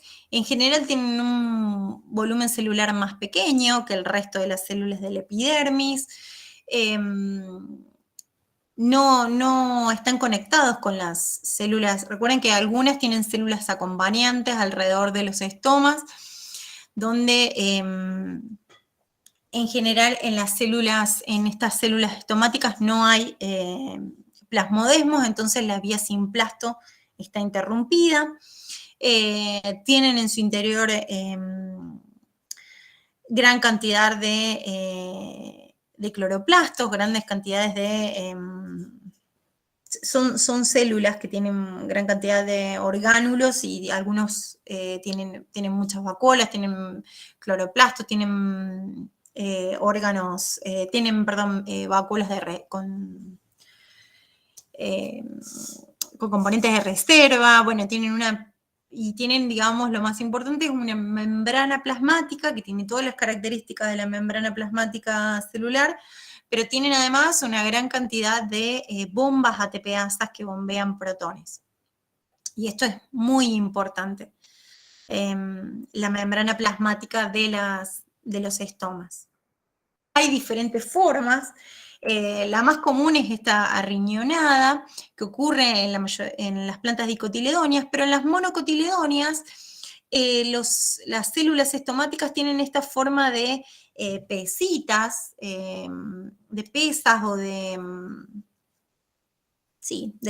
pesas, donde tienen otra disposición y otros engrosamientos de pared, pero en estas, digamos, estas microfibrillas tiran hacia como los lados, digamos, y también hacen que por esta disposición de las microfibrillas y de los engrosamientos de pared, cuando están abiertas, cuando están turgentes, se arme un poro. En el caso de las monocotiledóneas, tienen células acompañantes o subsidiarias que son de gran volumen, a diferencia de las dicotiledóneas que pueden o no tener estas células subsidiarias o células acompañantes, y tienen esa celulosa engrosada y estas microfibrillas, en este caso, están dispuestas en forma radialmente, mientras que acá, digamos, tienen esta otra forma, pero, digamos, independientemente de la forma, funcionalmente todos los estomas son iguales, ¿sí? Dependerá de la morfología que tengan y espero que hayan podido ver algún estoma en alguna foto en morfología vegetal, y esta diferencia quizás ya la conocen entre los estomas de las mono y dicotiledóneas. Bueno, pero yo les mencioné que la funcionalidad es igual independientemente del tipo de planta. Entonces acá pueden ver un esquema de las células estomáticas o las células guardas, donde uno puede hablar de que los estomas son válvulas hidráulicas multisensoriales. ¿Qué significa multisensoriales? Que son capaces de responder, de sensar a múltiples factores, a múltiples condiciones. Bueno, es lo que dice acá. Y están así que pueden responder en señales como la cantidad y la calidad de luz, la temperatura, el estado hídrico de la hoja, la concentración de dióxido de carbono, que recién les mencionaba que a altas concentraciones se cierran y a bajas se abren. son válvulas que responden a una gran cantidad de señales, ¿sí? Y la apertura estomática se va a estar dar por un aumento de la turgencia, es decir, por un ingreso de agua a las células oclusivas que aumenta la turgencia y al aumentar la turgencia en estas células hace que haya una expansión longitudinal, como pueden ver acá, y al abrirse, acá está entrando agua, entonces se abre y se genera este poro, y las microfibrillas tienen y estas paredes celulares tienen esa característica que le dan a la célula estomática de que no se infla como un globo, sino que se va a hinchar, se va a poner turgente y va a generar esta forma que deja un poro por donde van a salir las moléculas de vapor de agua. Bien. Entonces, yo les expliqué que, les acabo de contar que las células oclusivas o células estomáticas, es exactamente lo mismo, se van a volver turgentes cuando va a ingresar potasio a su interior. Y lo que incrementa la concentración de potasio, al, digamos, aumentar ese potasio, ese osmorregulador, va a hacer que disminuya el potencial osmótico, por ende disminuye el potencial agua, y va a hacer que el agua ingrese a la célula oclusiva siguiendo un potencial un gradiente de potencial agua. Entonces, al ingresar para igualar las concentraciones de los medios, el estoma está abierto, ¿sí? ¿Qué pasa o qué hay que tener en cuenta? Que esa cantidad de potasio que va entrando y que va a modificar el potencial osmótico y por ende va a modificar el potencial agua y va a permitir que haya una entrada de agua a la célula, y que esa entrada de agua va a ser por difusión, pero como se atraviesa una membrana se denomina ósmosis. Esta cantidad de potasio de las células oclusivas también a su vez se ha visto que está regulada por diferentes factores, como la luz, el dióxido de carbono, el nivel del agua, ¿sí? Entonces, por esto, digamos, realmente, digamos, es un mecanismo muy eficiente la apertura y cierre de estomas, y son capaces, digamos, de captar un montón de estímulos ambientales. ¿Qué sucede frente a alguna condición ambiental o frente a alguna condición? Si se produce el cierre del estoma, ¿qué va a pasar? Que ese potasio va a salir el agua, va a bajar la turgencia, se relajan las células y el estoma se cierra, ¿sí? Entonces, uno tiene que pensar y tener bien en claro que el estoma se abre y se cierra por cambios en la entrada y salida de agua, es decir, por cambios en la turgencia o cambios de potencial agua. Quien contribuye a esos cambios de potencial osmótico del agua es el potasio, que a su vez el potasio puede estar influenciado por diferentes factores. Eso lo tenemos que tener en claro, pero es más complejo la apertura y cierre del estoma, porque están implicados varios pasos o una cadena de eventos donde hay muchos actores. Entonces, acá pueden ustedes ver, este es un estoma, a mí me gusta este grafiquito acá del extremo, donde esto es un esquema, pero tengan en cuenta que acá en el medio está el poro. Entonces, todo esto es lo que está ocurriendo acá. Digamos, acá hay una bomba ATP-ASA que está bombeando protones, que esto es un dibujo del libro, pero ustedes tengan en cuenta que las bombas y canales están de este lado, ¿sí? Si uno mira acá, todas las bombas, canales, proteínas no están del lado del poro, sino que están del otro lado de la célula, ¿sí? Porque en el poro acá no hay nada. Pero el dibujo en el libro, como es un esquema, pone a la bomba ATP hasta que bombea protones de este lado. Pero Ustedes imagínense que está del lado contrario. Bueno, entonces, ¿qué es lo que va a ocurrir para que se abra el estoma? En la primera etapa del estoma, esta bomba ATPA, ubicada de este lado, se va a activar, va a haber que activan la bomba ATPA hasta una vez que se activa esa bomba, bombea o saca protones hacia el exterior de la célula. Esto hace que cambie el pH en el exterior, por eso el pH apoplástico desciende, o sea, en el espacio donde están estas células. Este cambio de pH y este cambio de fuerza provoca que la membrana sufra una despolarización de la membrana, que es necesario para que se activen los canales de potasio, que están representados acá con un circulito negro. Entonces el potasio ingresa a la célula, ¿sí? Ahí comienza el actor de potasio a estar influenciando sobre el potencial osmótico, ¿no?, de la célula. Pero al ingresar potasio, que tiene carga positiva, también se está produciendo un desbalance de cargas en el interior de la célula oclusiva. Entonces se tienen que abrir otros canales iónicos para también contrarrestar.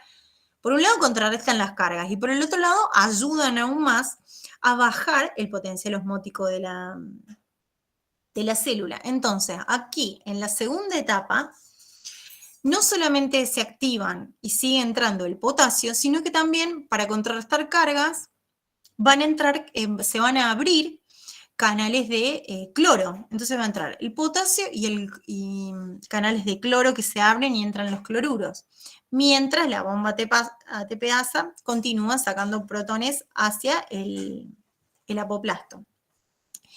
Y por otro lado, hay otro actor en esto de bajar el potencial osmótico, que tiene que ver con el malato.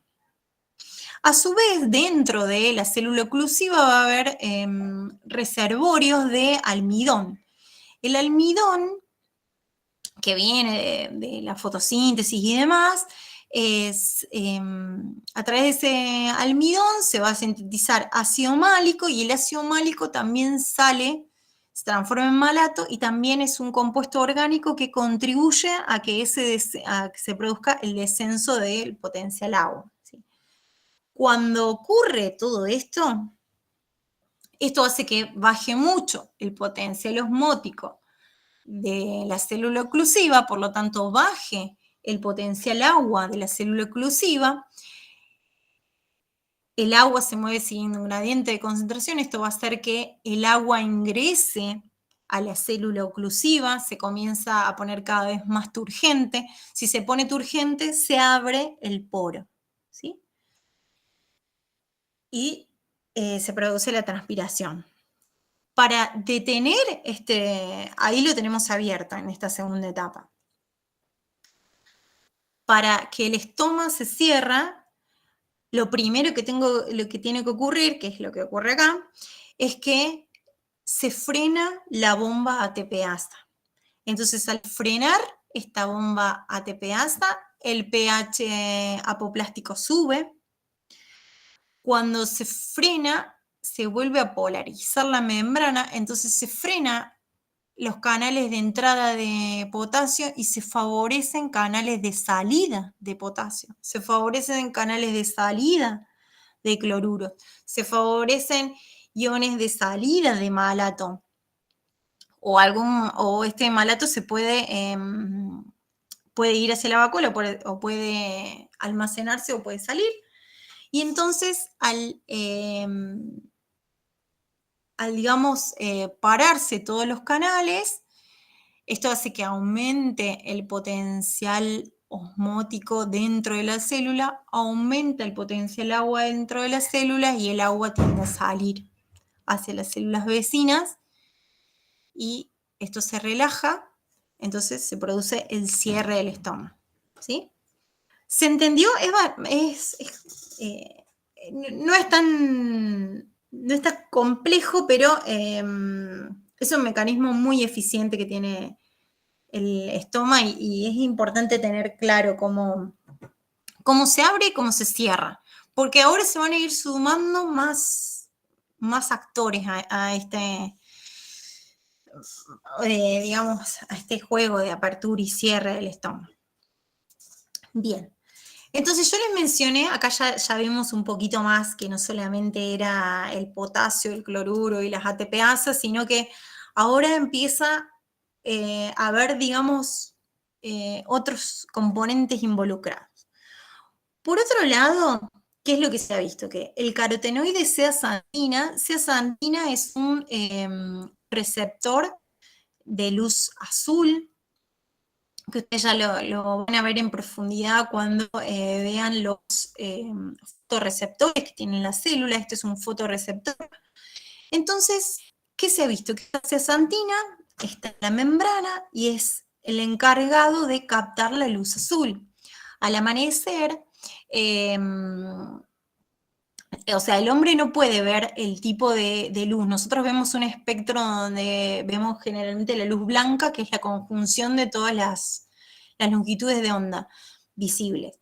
Pero las plantas tienen fotorreceptores que pueden captar la luz azul. Entonces la zeaxantina al amanecer va a captar la luz azul e inmediatamente la zeaxantina estimula la actividad de la ATPasa. ¿Y qué pasa si se estimula la ATPasa? Si la ATPasa comienza a bombear protones, ocurre todo este proceso que les mencioné. Entonces los estomas se abren, ¿sí?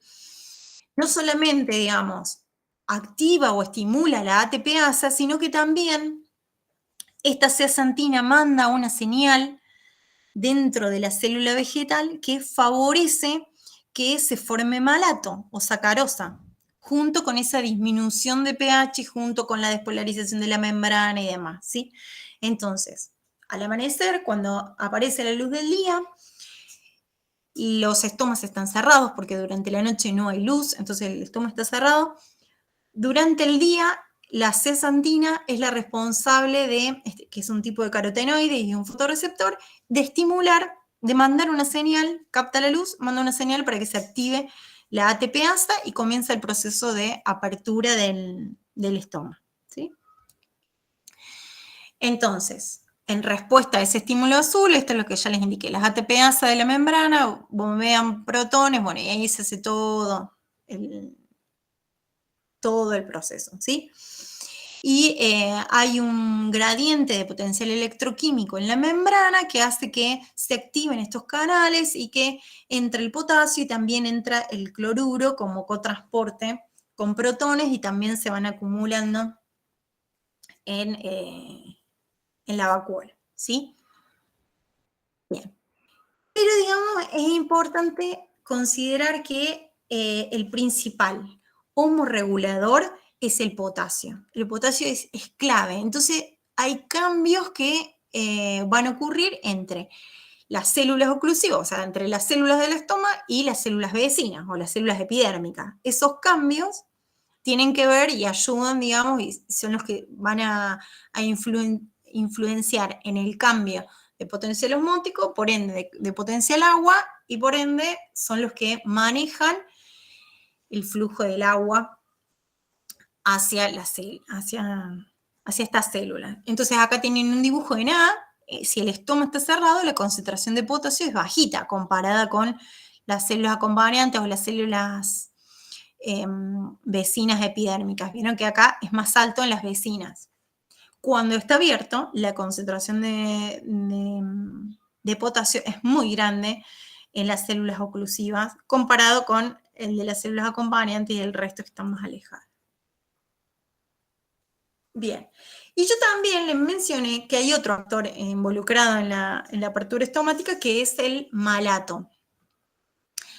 Ese malato, ¿de dónde sale? O está, digamos, ese malato está en vacuolas. Ese malato viene de la fosfenolpiruvato, que es ocasionado, generado por la ruptura del almidón en los cloroplastos. Entonces hay una enzima que va a catalizar la formación de malato, entonces dióxido de carbono más fosfonilpiruvato da la formación de malato en el citosol. El malato en su forma aniónica puede ser almacenado en las vacuolas junto con el potasio y el cloro. Esta reacción también genera protones. Entonces, que se ha visto que digamos, por la tarde el mayor producto del almidón es la sacarosa, entonces también la sacarosa puede estar contribuyendo a mantener la apertura estomática. Entonces, la sacarosa, el malato, el potasio y el cloruro, pueden, digamos, contribuir a la disminución del potencial osmótico, por ende, el potencial agua, y eso hace que el agua entre dentro de las células, aumenta la turgencia de las células estomáticas, aumenta su volumen y se provoca la apertura del estómago. Para el cierre del estómago es lo mismo, es detener todos esos mecanismos. Lo más importante es que se detenga la bomba ATPA, se dejen de bombar protones, el potasio y el cloruro difunden fuera de la célula, el malato se degrada, y lo que se ha visto es que a la tardecita, ya digamos está por cerrar el estómago, que ya no hay más tanta luz, se vio que la sacarosa, el osmolito, ya no hay tanto potasio dentro de las células y es la sacarosa la que empieza a mantener esa apertura estomática. Obviamente que si disminuye el potasio, disminuye el malato, disminuye el cloruro y disminuye la sacarosa, la presión o el potencial osmótico disminuye, cae, disminuye la presión osmótica, provoca la salida de agua y el cierre del estómago. Profe, una pregunta. Sí. Dijo que la sacarosa hace que el estómago se mantenga cerrado. No, que se entendí. mantenga abierta. ¿Cómo? Acá lo dice, lo dije mal, pero si dije eso, lo dice, la sacarosa es el responsable de mantener la apertura a la tardecita. Ah, bien, gracias. Cuando disminuye la sacarosa, pero antes disminuyó el potasio, el malato y el cloro. Cuando disminuye todo, las concentraciones, cae, digamos, ya no hay tanta diferencia entre el potencial agua de esas células y el exterior, y por lo tanto, digamos, favorece la salida de agua y se cierra. ¿Sí?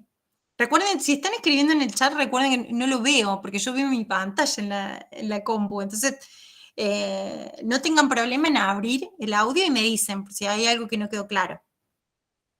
¿Bien? Entonces, bien en claro, para abrir el estómago, aparece el carotenoide zeaxantina, que le manda la orden, que activa la bomba ATPasa, que bombea protones, que hace un cambio, digamos, hay un cambio de pH, pero también hay un cambio de cargas, y hay una despolarización de la membrana, que hace que se activen canales de potasio, canales de cloruro. El malato también es volcado a la sacarosa. Entonces, todo eso hace que disminuya el potencial osmótico, disminuye el potencial agua y por lo tanto ingresa agua a la célula. Cuando se detiene la bomba, cuando se favorecen los canales de salida de los iones y se degrada el malato y la sacarosa, se produce la salida de agua y el cierre del estómago. Eso ocurre siguiendo un ritmo diario entre las horas de luz y las horas de oscuridad. Pero a su vez, ¿qué puede pasar? Que si la traza transpiratoria es mayor que la absorción, se me puede producir un desbalance hídrico. Entonces, ahí se pone en juego una hormona que se denomina ácido abscísico, que el ácido abscísico es la principal causante del cierre estomático, junto con también, digamos, la disminución de la concentración de dióxido de carbono. Entonces, este ácido abscísico, frente a un déficit de agua o frente a una condición en la cual la absorción no alcanza a abastecer la cantidad de agua que se está perdiendo por transpiración en cualquier momento del día, en cualquier situación, se pone en juego. El ácido abscísico, ¿qué es lo que hace el ácido abscísico? Inmediatamente este ácido abscísico llega a las células oclusivas, a las células del estómago, y provoca la apertura de canales de calcio. Y empieza a ingresar calcio a la célula. Este calcio actúa como un mensajero secundario donde va hacia la vacuola también libera calcio, va hacia el núcleo, ese calcio, digamos, hace un montón desencadena un montón de respuestas que se van a traducir en que se modifiquen los canales de potasio y cloruro. Principalmente hacen que se abran los canales de salida de potasio, de salida de cloruro, de salida de malato, y por ende salga el agua y se produzca el cierre de los estomas. Y bueno, luego las células oclusivas se relajan, pierden turgencia y el poro se cierra, ¿sí? Entonces, los estomas pueden estar abiertos durante el día, pero si hay ante una situación de déficit hídrico, es donde la absorción está, digamos, en balance con la transpiración, aparece esta hormona, que ya después ustedes cuando vean la hormona van a ver si todo va a depender si estamos ante un déficit en el suelo o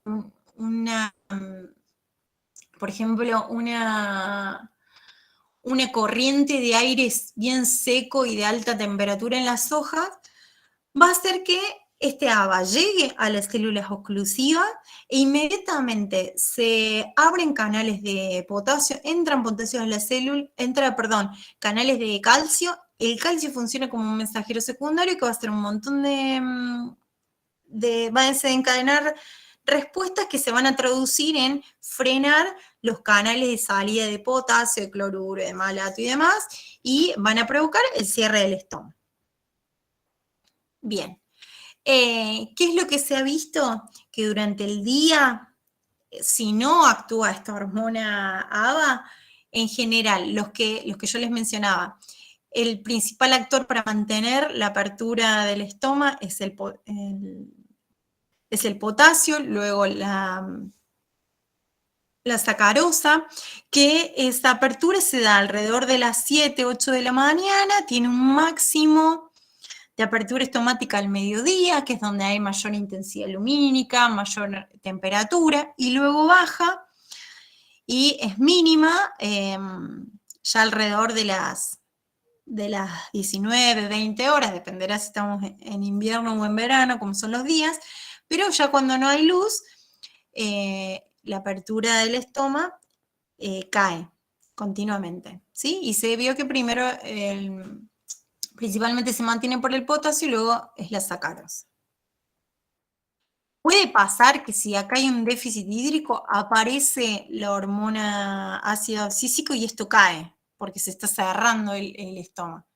Esto sería en un suelo bien hidratado, donde está siguiendo, digamos, el ritmo diario, el cambio diario entre la apertura y cierre del estómago, ¿sí? Pero recuerden que ante un desbalance hídrico aparece la hormona ácido abscísico, que lo que hace es abrir canales de calcio e inmediatamente se frena la bomba ATPasa que bombea protones y se produce el cierre del estómago. Eso también lo van a ver bien en detalle también cuando vean las funciones de la hormona ácido abscísico. Bien. Entonces, yo les dije que los estomas responden a un montón de factores ambientales. Y uno de ellos son la intensidad de la iluminación. No solamente es el tipo de luz, porque yo les expliqué de la zeaxantina que capta la luz azul, sino también que tienen otros no solamente es el tipo, sino también la intensidad de la luz. Entonces, ¿qué es lo que se ha visto? Que a mayor intensidad, es decir, a mayor irradiancia, se abren los estomas, la conductancia estomática aumenta. En la noche, que hay poca irradiancia, o sea, no hay irradiancia, no hay luz, no se estimulan los pigmentos fotorreceptores de la luz, por lo tanto se interrumpe el ingreso de potasio y hace que el estoma se cierra por el mecanismo que ya estuvimos viendo. Pero también les mencioné que y es muy importante la longitud de onda, no solamente la intensidad de la radiación. Y cuando uno habla de la longitud de onda, hay un tipo de luz, que ya lo van a ver, que es la luz par, que es la luz fotosintéticamente activa. Es la luz que va entre los 400 y 700 nanómetros, que es la luz que se va a utilizar para el proceso de la fotosíntesis, que va a ser captada por el complejo antena, que tiene los pigmentos que captan la luz, que luego van a transformar esa energía lumínica en compuestos orgánicos, en el proceso de la fotosíntesis.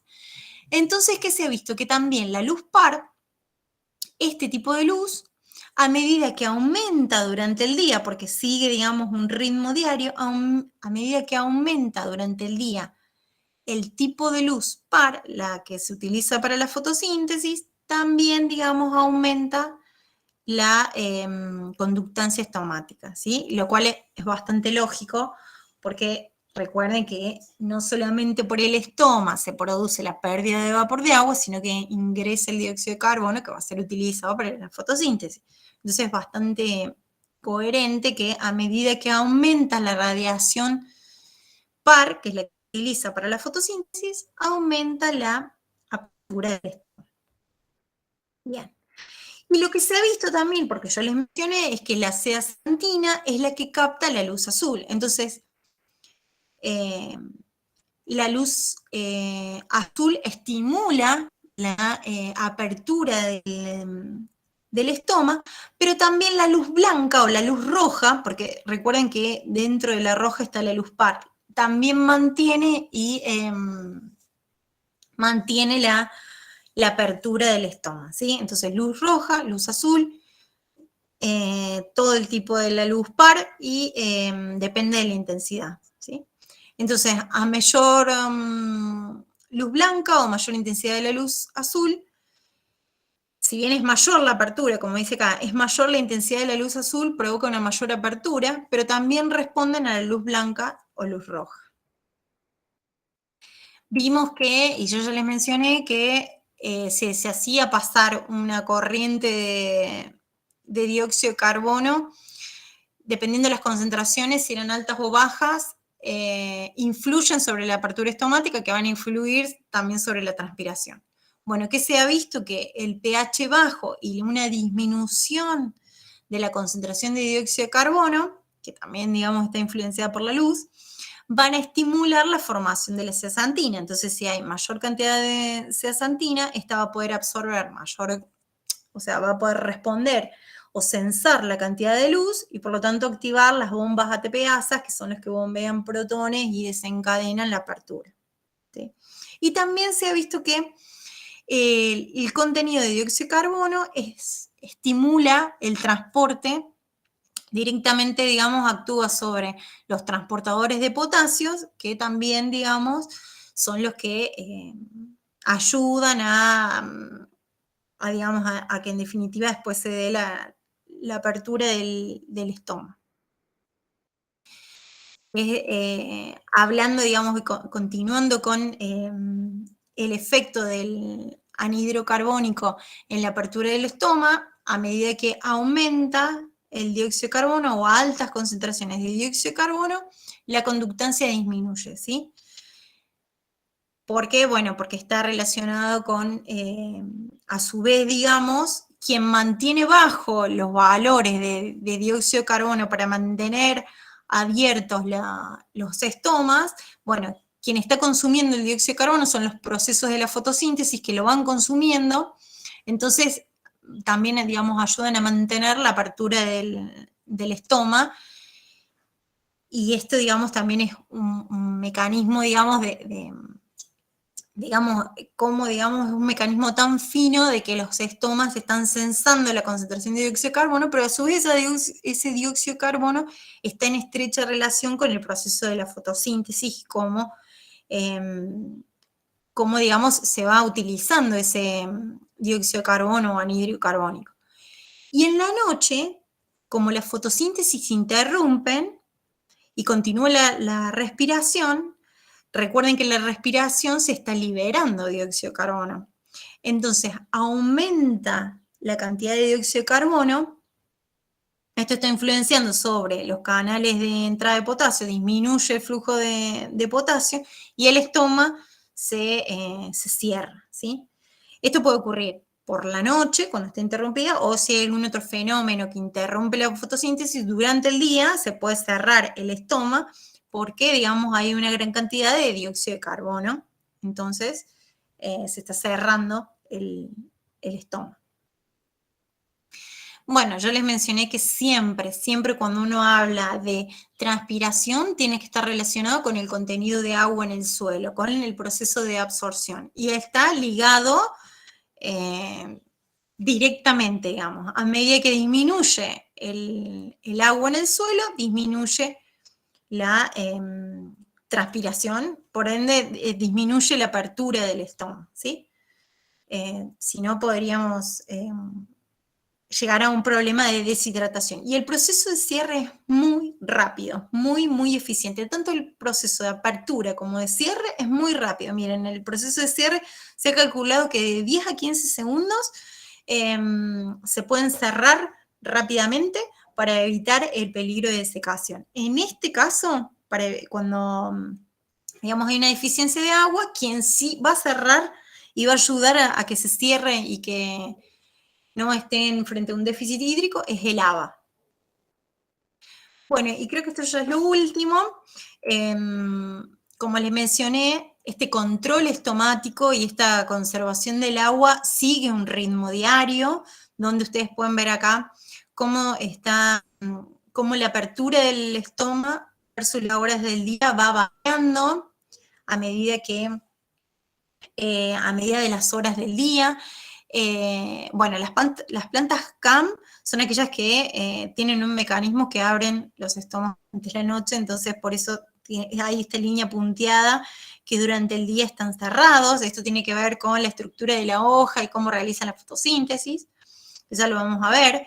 Cómo en un suelo seco la apertura llega hasta un punto y luego disminuye para evitar que se deshidrate la planta. En un día nublado, donde la intensidad no es tan grande de la luz solar, ven que es mucho más baja la apertura estomática.